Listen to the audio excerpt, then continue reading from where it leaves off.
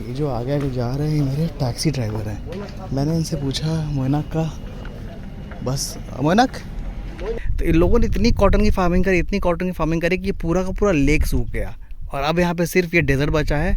और ये जो शिप्स हैं, ये शिप्स यहाँ से कजाकिस्तान तक।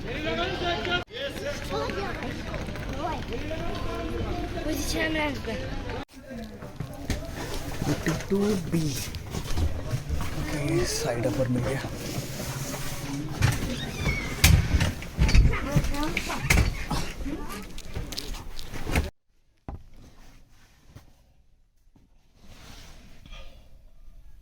बुखारा से निकल गया हूँ और अभी बज रहे हैं 8:45 और 9:15 में ट्रेन चल रही है। तो अभी और सुबह 5 बजे मैं नुकुस पहुँच जाऊँगा।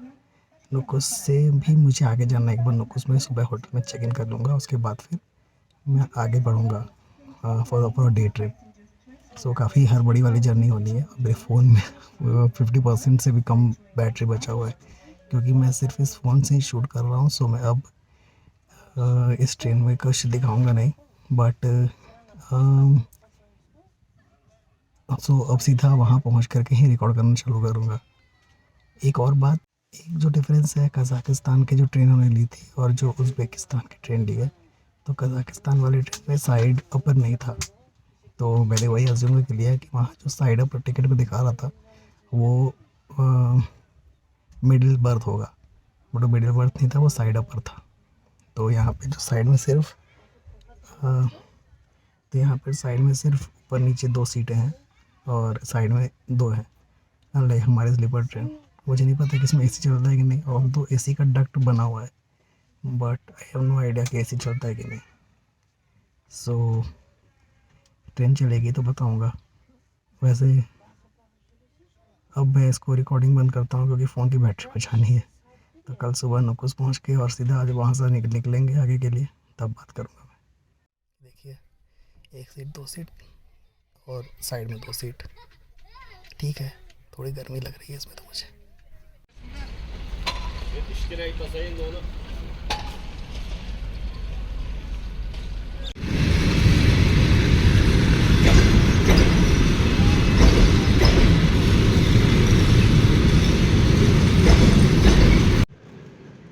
सुबह के बज रहे हैं 5:30 और मैं अभी नुकुस पहुंचा हूं और मुझे यहाँ से फिर अभी आके जाना है। अभी मैं अभी गेस्ट हाउस जाऊंगा। इतनी सुबह तो चेक इन मिलेगा नहीं, बट मैं कोशिश करूंगा कि अभी यहाँ से सामान वामान रख के फ़ोन चार्ज करके 1 घंटा। मैंने सुना है कि जहाँ मुझे नेक्स्ट जाना है यहाँ से मोइनक, वहाँ की जो शेयर टैक्सीज़ और बसेस हैं वो 8 बजे शुरू होती हैं। तो I will wait for that. बढ़िया गार्डन दिख रहा है सामने में और किसी को लगता है यूनिवर्सिटी के सामने। मुझे लगा था नुकुस छोटा सा शहर होगा, लेकिन काफ़ी बड़ा थ्राइविंग फ्लोरिशिंग शहर है। ड्राइवर से लड़ाई हो गई क्योंकि सुबह यांडेक्स बुक नहीं हो रहा था, तो ये याद रखिएगा। और आ, और उसने गलत रास्ता ले लिया, जानबूझ करके घुमा रहा है। मैं बोल रहा हूँ सुन नहीं रहा है, मैं बोल रहा हूँ राइट लो, वो लेफ़्ट ले रहा है। बाद में मैंने कॉल किया अपने ओनर को, उसने फिर उसको सही रास्ता बताया। तो प्लीज़ रिमेंबर कि भाई ये हो सकता है कि अगर सुबह यांडेक्स नहीं मिले तो कंफर्म कर लो कि भाई उसको इंग्लिश आता है, वो समझ रहा है कि नहीं समझ रहा है। ये जो आगे आगे जा रहे हैं मेरे टैक्सी ड्राइवर हैं। मैंने इनसे पूछा मोइनक का बस Moinak, oh thank you so much, thank you. भाई यहाँ के लोग कितने अच्छे हैं यार। इसने मेरे को बस तक छोड़ा, फिर बस ढूंढ दिया। मतलब एक शब्द समझ में नहीं आता है, वो क्या बोल रहा है मैं क्या बोल रहा हूँ, बट लोग मदद करने के तैयार हो जाते हैं।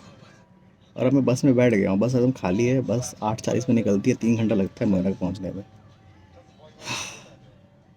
बहुत अच्छे लोग हैं यहाँ के।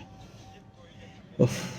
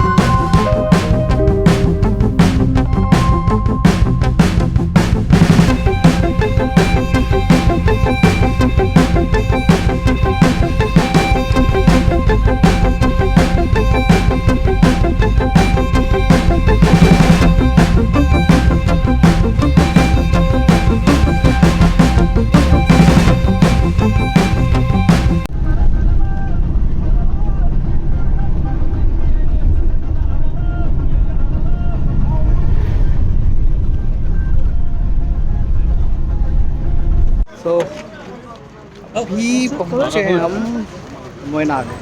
ये यहाँ का बस स्टेशन है और मैं अब यहाँ से अब आगे जाना है म्यूज़ियम की तरफ। तो देखता हूँ कि वहाँ से कैसे रास्ता है। एक भैया मिल गए एक टैक्सी यहाँ से और 20,000 में ये लेके जाएंगे म्यूज़ियम तक और उसके बाद फिर वहाँ से आगे फिर देखते हैं। Okay, what's your name brother? Name what's your name? What's your name? Name.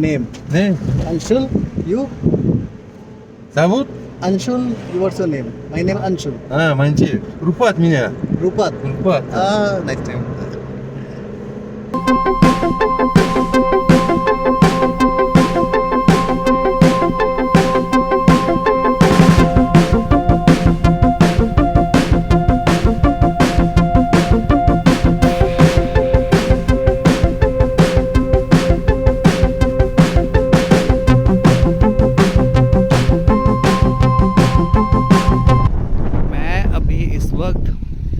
बिल्कुल मिडिल ऑफ नोवेयर में खड़ा हूँ और आप सोच रहे होंगे कि मैं यहाँ क्या करने आया हूँ।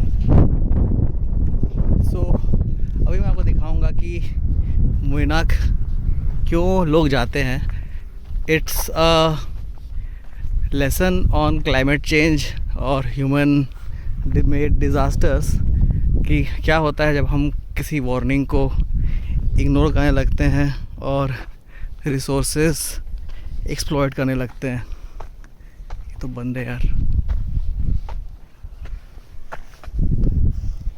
अभी मेरे को ध्यान आया कि मुझे उस ड्राइवर को रोक लेना चाहिए था, बट यहाँ और गाड़ियाँ आएंगी मेरे ख्याल से, क्योंकि अब मेरे पास वापस जाने का कोई तरीका ही नहीं है।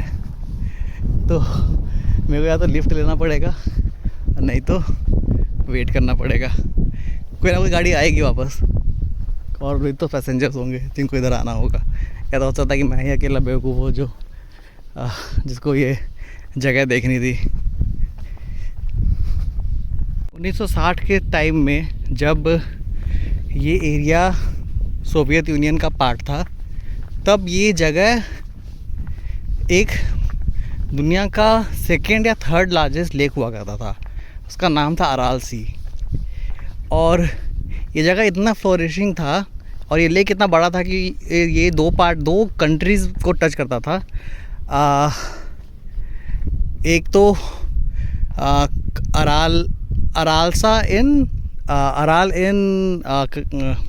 एक तो अराल इन कज़ाकिस्तान और मोयनाग इन उज़्बेकिस्तान। तो ये दो बड़े टाउन्स थे जहाँ पे शिपिंग और फिशिंग इंडस्ट्री फ्लोरिश हुई। लेकिन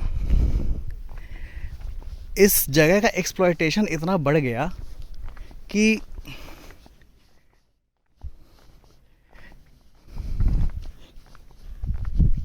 ये देखो। बट फिशिंग और ट्रेडिंग के साथ साथ यहाँ पे कॉटन का फार्मिंग बहुत फ्लोरिशिंग था। अब क्या हुआ कि कॉटन की खेती बहुत ज़्यादा ये ढूंढती है, पानी लेती है। तो इन लोगों ने इतनी कॉटन की फार्मिंग करी कि ये पूरा का पूरा लेक सूख गया और अब यहाँ पे सिर्फ ये डेज़र्ट बचा है। और ये जो शिप्स हैं, ये शिप्स यहाँ से कज़ाकिस्तान तक चलते थे और जब हम खुजान में थे, जो रिवर थी, उस रिवर से पानी आता था यहाँ पे। वो खुजान ताजिकिस्तान में जाते थे ये शिप्स, और अब ये शिप्स सिर्फ ऐसे पड़े हुए हैं। अराल सी डिज़ास्टर साइट बहुत बड़ा है। अभी मैं नीचे जाता हूँ, फिर मैं बताऊँगा आपको और कहानी। पाकिस्तान आने का सबसे बड़ा रीज़न यही था। लोग ताशकंद बुखारा जाते हैं, मैं बुखारा समरकंद छोड़ करके यहाँ की रेस लगाई है मैंने, और काफ़ी मुश्किल हुई है क्योंकि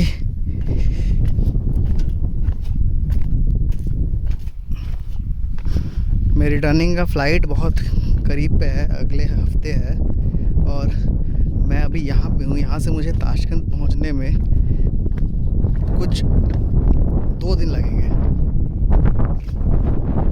भाई यहाँ पे। लेकिन इतनी गर्मी नहीं है यार, यहाँ पे हवा अच्छी चल रही है।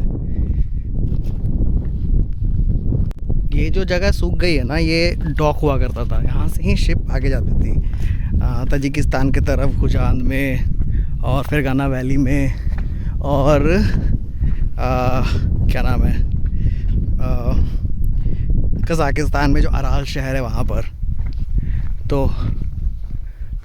अब तो इस जगह की बैंड बज गई है। यहाँ कोई नहीं है, दूर दूर तक कोई नहीं दिख रहा है मुझे। अगर अराल सी में ये डिज़ास्टर नहीं हुआ होता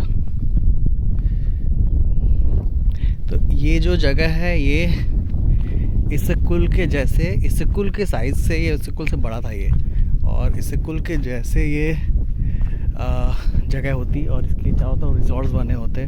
और आज के टाइम में ये बहुत फेमस टूरिस्ट स्पॉट हुआ रहा था।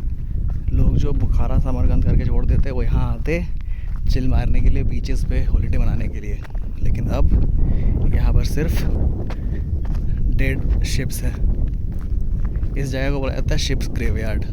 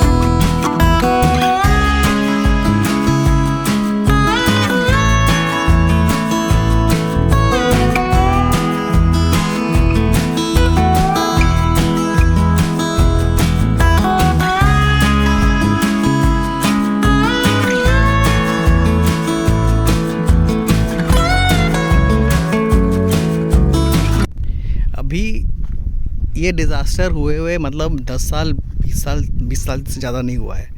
1900 शायद 90 में ये लेक सूखा के आसपास में, और किसी ने कोई भी सबक नहीं लिया इससे कि भाई इतना बड़ा डिज़ास्टर हो गया। अभी भी हमारे यहाँ पे हमारी गवर्नमेंट जंगल काट देती है, कहीं पे डैम बना देती है विदाउट थिंकिंग कि भाई हमारे एक्शंस का क्या नतीजा होगा। कमाल की बात यह है कि यहाँ पे भी मेरे को उज़्बेकिस्तान टूरिज़्म का फ्री वाईफाई का कनेक्शन मिल रहा है। तो मतलब लोग प्रमोट तो कर रहे हैं कि भाई आओ देखो मैन मेड डिज़ास्टर, और कोई सबक मत लो।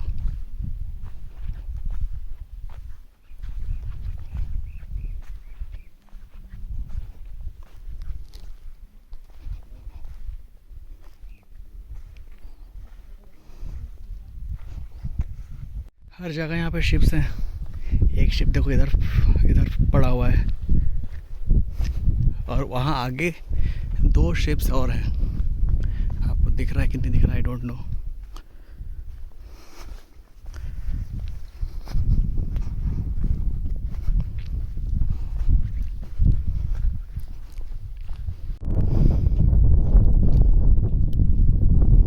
अब कुछ टूरिस्ट दिखने शुरू हुए हैं।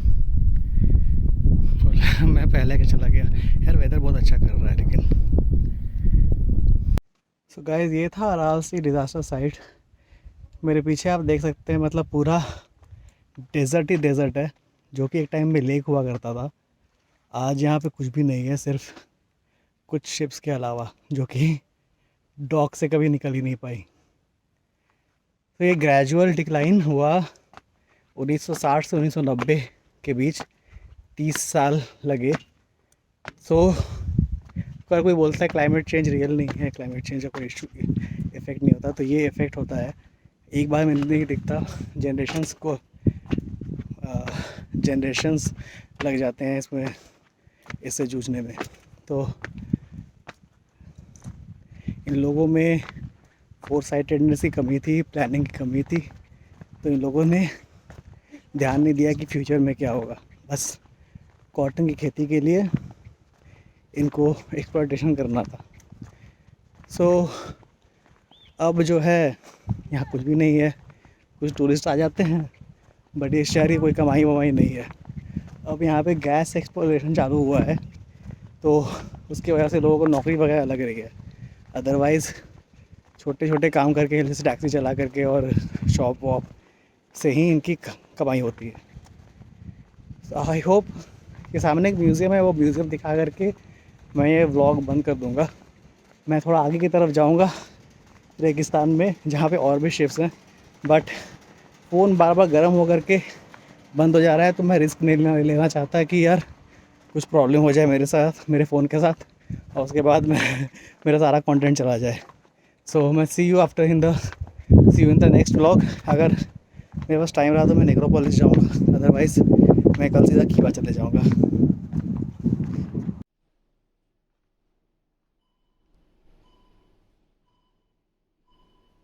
यहाँ पे एक म्यूज़िक फेस्टिवल भी होता है, उन्होंने हमारे लिए फिल्म चलाया है। Thank you. National Agency Uzbekistan, Cinema Studio of Documentary and Scientific Films of the Republic of Uzbekistan.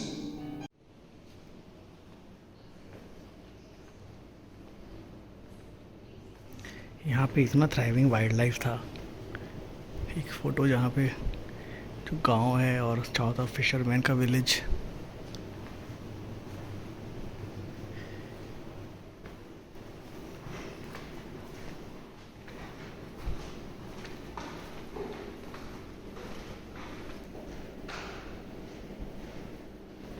और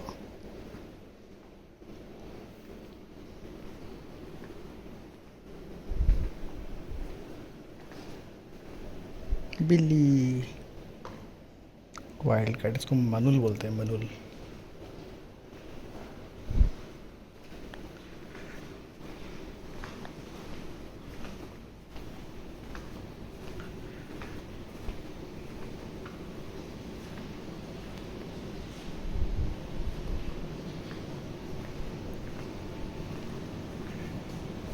में एक डॉक्यूमेंट्री दिखाई गई, अच्छा खासा इमेज गैलरी बना हुआ है, बट यहाँ जो सुवेनियर मिल रहा है, मैंने सोचा कि ले लूँ यहाँ का वो इस म्यूज़ियम को सपोर्ट करने के लिए। बट काफ़ी एक्सपेंसिव, मतलब 70,000 सोम का एक मैग्नेट था। इससे कम में तो रेलवे स्टेशन पे मिल जाता है। तो मैंने फिर छोड़ो यार, पहले मैं खुद को सपोर्ट करूँ फिर किसी और को सपोर्ट करूँगा। खैर, अब मैं इसको मेरा व्लॉग यहीं एंड करता हूँ। आपको अच्छा लगे तो सब्सक्राइब कीजिएगा। ऐसी जगहों को देखने में बहुत टाइम और पैसा जाता है। सो मेक श्योर कि आप मुझे सपोर्ट करें और मैं ऐसा ही कंटेंट लेकर आता रहूँगा।